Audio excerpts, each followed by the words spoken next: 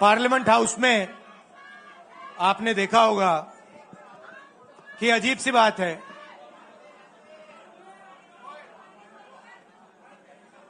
BJP की जो पूरी मूवमेंट थी, राम मंदिर की, अयोध्या की मूवमेंट थी। सही बात। शुरुआत अडवाणी जी ने की थी, रथ यात्रा हुई थी, उसमें आपने अडवाणी जी को रथ पे देखा था। कहा जाता है कि नरेंद्र मोदी जी ने उस यात्रा में अडवाणी जी की मदद की थी। इनकी शुरुआत वहां हुई, राइट? ठीक है।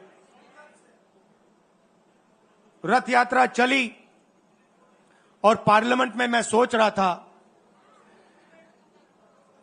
कि उन्होंने राम मंदिर का इनॉग्रेशन किया और राम मंदिर के इनॉग्रेशन में अदानी जी दिख गए, अंबानी जी दिख गए, मगर गरीब व्यक्ति वहां कोई नहीं दिखा। आपने देखा होगा, टीवी पे देखा आपने। अब उसका नतीजा बताता हूं। पार्लियामेंट में मैं यहां बैठता हूं, यहां पे अयोध्या के एमपी बैठते हैं। देखा आपने उनका चेहरा, इंडिया गठबंधन के हैं, है ना? मैंने उनसे पूछा कि भैया आप मुझे एक बात समझाओ, ये बीजेपी ने अपनी पूरी पॉलिटिक्स अयोध्या की पॉलिटिक्स थी। चुनाव के पहले इन्होंने राम मंदिर का इनॉग्रेशन किया, राम भगवान को पॉलिटिसाइज करने की कोशिश की, मीडिया में फैला दिया।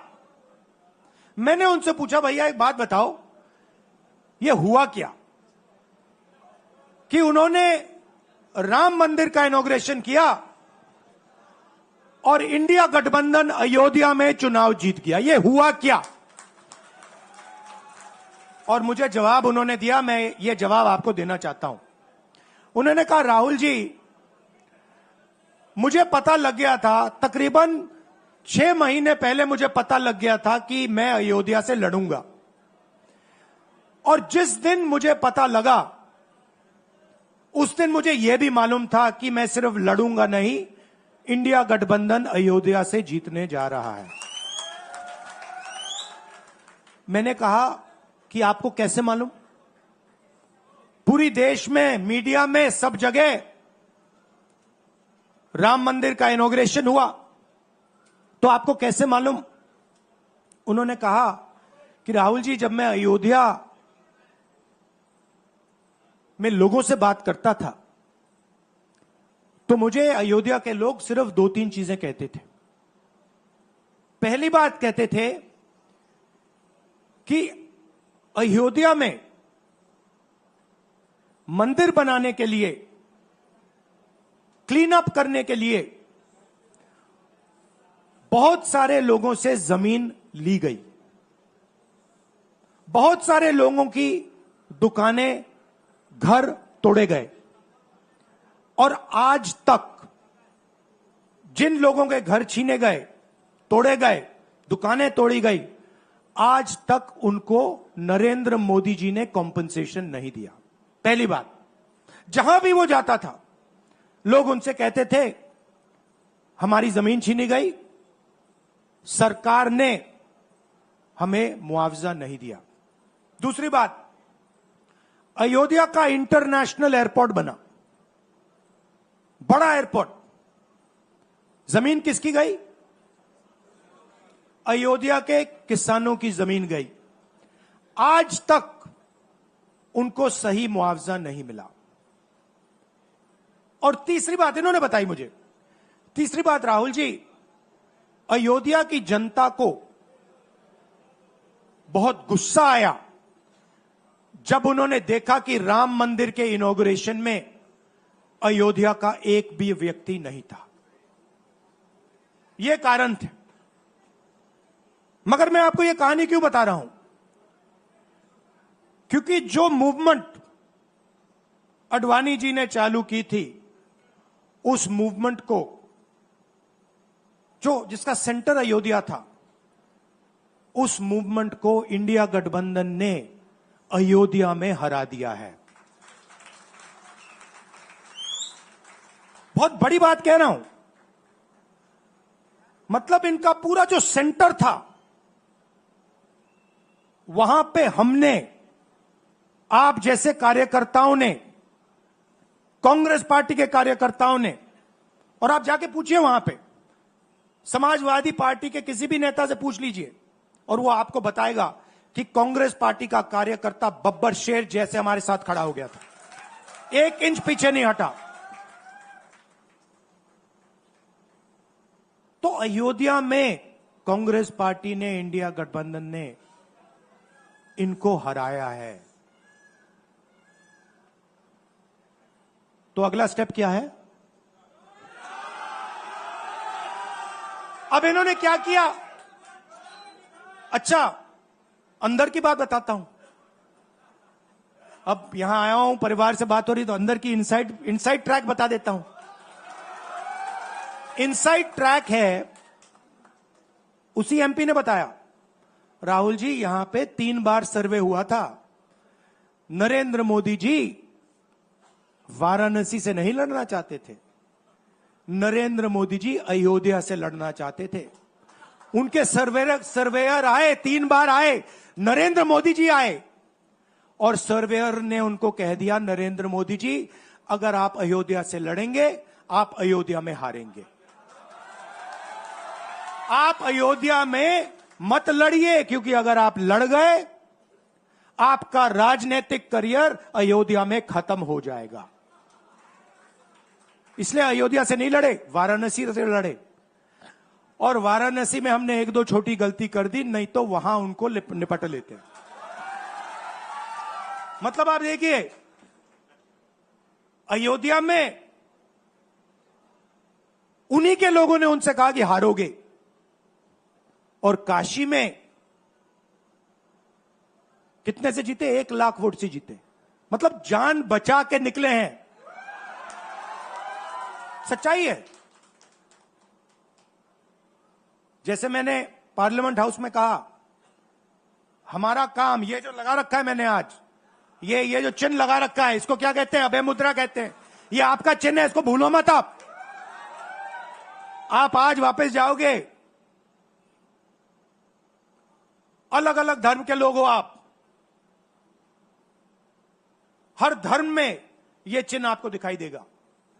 गुरु नानक जी की फोटो देखिए, महावीर की देखिए, बुद्धा की देखिए। इस्लाम में भी, जैसे मैंने पार्लियामेंट में कहा, दुआ मांगी जाती है, दोनों हाथ से ऐसे मांगी जाती है। आप शिव जी की फोटो देखिए, उसमें आपको यह दिखाई देगा। और इसका मतलब है डरो मत, डराओ मत। और मैं आपसे यहां कहने आया हूं, इन्होंने आपके ऑफिस पे, आपके कार्यकर्ताओं पर आक्रमण किया है। अब आपको डरना नहीं है, डराना नहीं है। इन्होंने हमारे ऑफिस पे धमकाकर, ऑफिस को तोड़कर हमें चैलेंज दिया है। चैलेंज क्या है? गुजरात के चुनाव में मैं आपको बता रहा हूं, हम सब मिलकर इनको गुजरात में हराने जा रहे हैं। जो हमने कहा, और लिख के ले लो, कांग्रेस पार्टी की जो आत्मा है वो गुजरात के चुनाव में लड़ेगी, और नरेंद्र मोदी और बीजेपी को गुजरात में, जैसे हमने अयोध्या में हराया है, वैसे ही हम गुजरात में इनको हराने जा रहे हैं। कौन हराएगा? हमारे लीडर हराएंगे, हमारे बब्बर शेर टाइगर हराएंगे।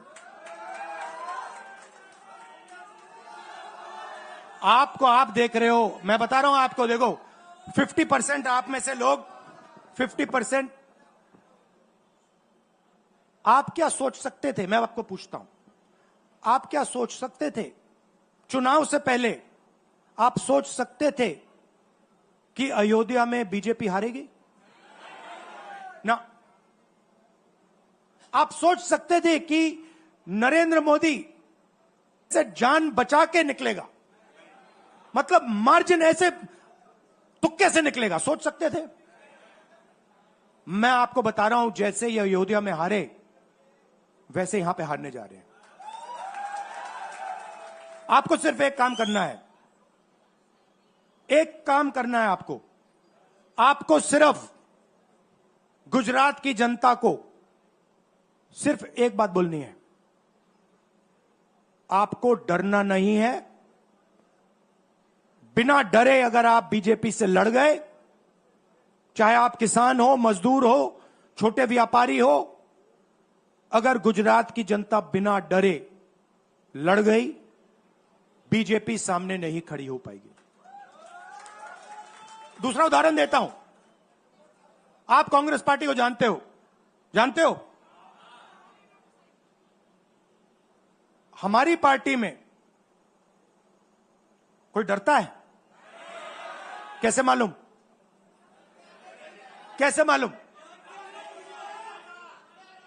हमारी पार्टी में दिल से बात कर देते हैं। बड़ा सा बड़ा हो, राहुल गांधी हो, हमारे पार्टी के लोग कहते हैं राहुल गांधी, मुझसे कहते हैं, मेरे कमरे में आके कहते हैं, राहुल जी ये जो आपने किया हमें अच्छा नहीं लगा।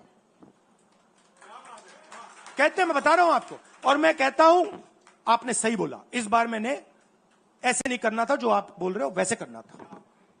हम डरते नहीं है, ना हमारे कार्यकर्ता हमें बोलने से डरते हैं, ना हम अपनी कार्यकर्ता की बात सुनने से डरते हैं, ना हमारा कार्यकर्ता हमसे डरता है।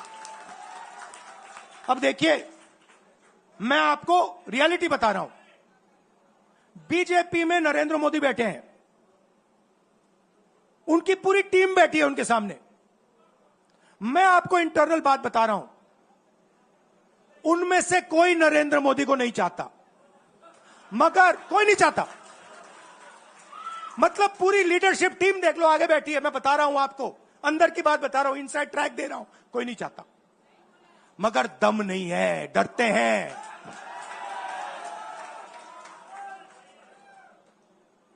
अगर नरेंद्र मोदी जैसा लीडर कांग्रेस पार्टी में होता, पूरी कांग्रेस पार्टी खड़े हो जाती, कहती है नहीं हम डरते नहीं है, हटो यहां से। मगर उनकी पार्टी में दम ही नहीं है, उनके कार्यकर्ताओं में दम नहीं है। आप देखो ना, एक आदमी खड़ा है वहां पे, सबकी हवा निकल गई, मतलब कार्यकर्ताओं की हवा निकल गई, आरएसएस की हवा निकल गई, सारे लीडर्स की हवा निकल गई। सच बोल रहा हूं ना। और हमारे मतलब छोटा कार्यकर्ता होता है, टाइगर होता है, आता है कांग्रेस प्रेसिडेंट के सामने, आता है राहुल गांधी के सामने, आता है, कहता है भैया मेरे दिल में ये बात है, आपको ना लगे मैं तो बोल रहा हूं। तो ये है कांग्रेस पार्टी। अंग्रेजों के साथ ये खड़े हो गए थे सारे के सारे आरएसएस वाले। हम लड़े थे, हमने कहा, देश से हमने कहा था डरो मत, डराओ मत, हमने कहा था। बीजेपी के लोगों ने हाथ जोड़ के कहा था भैया डर गए हम, जो करना है कर लो। तो आप अपनी हिस्ट्री समझो, जो डर की भावना होती है ना, वो आप में नहीं है, उनमें है। और इसी के कारण मैं आपको बता रहा हूं, कांग्रेस पार्टी गुजरात में जीतेगी और गुजरात से ही नई कांग्रेस पार्टी बनेगी।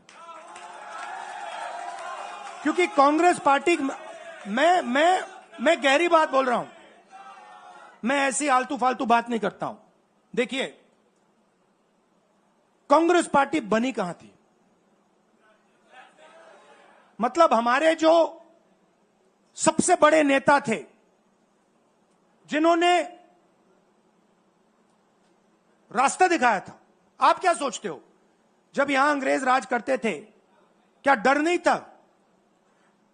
गुजरात के व्यक्ति ने कहा था, महात्मा गांधी ने देश को कहा कि देखो, डरो मत, डराओ मत। और आग गुजरात से शुरू हुई थी। और आज अगर कांग्रेस पार्टी है, तो वो पार्टी, वो भावना, वो सोच गुजरात से शुरू हुई थी। इसीलिए जब इन्होंने हमारा ऑफिस तोड़ा, मैंने सोचा भैया मौका मिल गया। अब हम इनको सबक सिखाएंगे। जैसे इन्होंने हमारा ऑफिस तोड़ा, वैसे ही हम उनकी सरकार को तोड़ने जा रहे हैं। अच्छा, अब मैंने दरोमत की बात करी, मगर एक शिकायत भी है। एक शिकायत भी है। यह भी नहीं है कि कांग्रेस पार्टी गुजरात में कमियां नहीं है, ये कहना पड़ेगा, कहना पड़ेगा। कमी क्या है? एक कार्यकर्ता ने मुझे बहुत अच्छी तरह बताया, कांग्रेस पार्टी के कार्यकर्ता ने, राहुल जी, कहता है मुझे, राहुल जी, ये कांग्रेस पार्टी में एक मुश्किल है, दो तरीके के घोड़े होते हैं, एक रेस का घोड़ा होता है, दूसरा शादी का घोड़ा होता है। ये आप कभी कभी कांग्रेस पार्टी क्या करती है, रेस के घोड़े को शादी में भेज देती है और शादी के घोड़े को रेस में लगा देती है। तो उसने कहा ये आप बंद करा दीजिए, रेस के घोड़े को आप रेस दौड़ाइए और शादी के घोड़े को आप शादी में भेजिए। तो ये हमें गुजरात में करना है। जो रेस का घोड़ा है, जो तैयार है, दौड़ने के लिए तैयार है, उसको रेस में लगाना चाहिए। और जो हमारे शादी के घोड़े हैं, जो हैं, वो हैं, उनको हमें शादी में, बारात में नचा देना चाहिए। तो अब मेरा कहना है कि यह काम सीरियसली करना है। हम पिछले चुनाव में, आप भी जानते हो, मैं भी जानता हूं कि हम बीजेपी से पिछले चुनाव में नहीं लड़े थे, ठीक से नहीं लड़े थे। उससे पहले चुनाव में 2017 में हम 3 महीने कह लो, 4 महीने कह लो, 4 महीने 3 महीने हम लड़े और नतीजा आपने देखा। आपने देखा, गुजरात के सीनियर नेताओं ने मुझे बस में कहा, मैं बता रहा हूं आपको इनसाइड ट्रैक, मुझे बस में कहा कि राहुल जी, गुजरात में हमें 40 सीटें मिलेंगी। मैंने उनसे कहा 40 नहीं, हम चुनाव जीतने जा रहे हैं। और 16 सीट से हम चुनाव हारे। अब 3 साल है, 3 महीने में हम फिनिश लाइन तक पहुंच गए थे। 3 साल में हम फिनिश लाइन को मतलब उधर पीछे छोड़ के निकल जाएंगे। मैं आपको यहां कह रहा हूं कि आप लोग गुजरात में कितने साल बाद, 30 साल हो गए, 30 साल हो गए। मैं आपको बता रहा हूं, मानो ना मानो, आप में से 50% अभी मान रहे हैं और 50% कह रहे नहीं भैया नहीं होगा। जो 50% मान रहे हैं, मैं आपसे बात कर रहा हूं, जो 50% मान रहे हैं, मैं आपसे बात कर रहा हूं, आप लड़ जाओ और ये बाकी 50% बैठे हैं, उनकी माइंड बदल दो, नैया पार हो जाएगी, सरकार बन जाएगी। और मैं आपसे कहना चाहता हूं कि एआईसीसी की टीम, राहुल गांधी, मेरी बहन, सारे के सारे सीनियर लीडर आपके साथ यहां खड़े होंगे, आपके साथ मिलकर इनकी सरकार को तोड़ेंगे। आपने बहुत सहा है, बहुत लाठियां खाई हैं, बहुत अपमान हुआ है आपका, गालियां खाई हैं आपने, अब बहुत हो गया। अब इनको हमें सबक सिखाना है और हम इनको हराने जा रहे हैं। और नफरत से नहीं, मोहब्बत से आप देखना, मोहब्बत से हम इनको हराएंगे। कैसे? क्योंकि नरेंद्र मोदी जी का जो विजन था, वो गुब्बारा जो था वो फट गया है, फटाक से वो फट गया है। आप सोचिए, पार्लियामेंट हाउस में नरेंद्र मोदी वहां बैठे, मैं यहां, और मैंने प्रधानमंत्री जी उनके सामने कहा कि नरेंद्र मोदी जी, आप एक व्यक्ति भी नहीं कह सकता हूं, पता नहीं आप क्या हैं, क्योंकि आपने ही कहा कि मैं नॉन बायोलॉजिकल हूं। मैं बायोलॉजिकल नहीं हूं, और मेरा सीधा डायरेक्ट कनेक्शन है ईश्वर से। अरे भैया, आपका डायरेक्ट कनेक्शन है ईश्वर से, तो अयोध्या कैसे हार गए? कैसे हार गए? तो हमारे प्रधानमंत्री सोचते हैं कि बाकी सब लोग बायोलॉजिकल, गुजरात की जनता बायोलॉजिकल, गांधी जी बायोलॉजिकल, हिंदुस्तान के किसान मजदूर सब लोग बायोलॉजिकल, और Narendra Modi non biological. Speaker sir ने मुझे कहा, ऐसे मत बोलिए। मैंने कहा, मैं थोड़ी बोल रहा हूं, ये तो प्रधानमंत्री बोल रहे थे, मैं तो उनकी बात कर रहा हूं। स्पीकर बिल्कुल चुप हो गए। बात तो सही है, बात तो सही है, ये राहुल गांधी के शब्द थोड़ी है, ये तो हिंदुस्तान के प्रधानमंत्री के शब्द हैं, नॉन बायोलॉजिकल। अब सोचिए, वो व्यक्ति जो अपने आप को नॉन बायोलॉजिकल समझता है और देश की जनता को बायोलॉजिकल समझता है, कि मतलब मैं यहां और बाकी जनता वहां, वो गुजरात को विजन कैसे दे सकता है? जो किसानों का दर्द नहीं समझ सकता, मजदूरों का दर्द नहीं समझ सकता, डायमंड इंडस्ट्री में जो काम करते हैं उनका दर्द नहीं समझ सकता, नॉन बायोलॉजिकल व्यक्ति वो गुजरात को कैसे रास्ता दिखा सकता है? नहीं दिखा सकता। तो अब आपका काम है गुजरात को विजन देना, गुजरात के युवाओं को, किसानों को, मजदूरों को, माताओं बहनों को विजन देना कि भैया हम आपके लिए ये करने जा रहे हैं। आपने हमारा मैनिफेस्टो देखा? हिला के रख दिया था बीजेपी को, आपने देखा? वैसा मैनिफेस्टो बनाना है गुजरात के लिए। गुजरात की जनता से मिलकर 1 लाख लोगों ने हमारा मैनिफेस्टो बनाया था।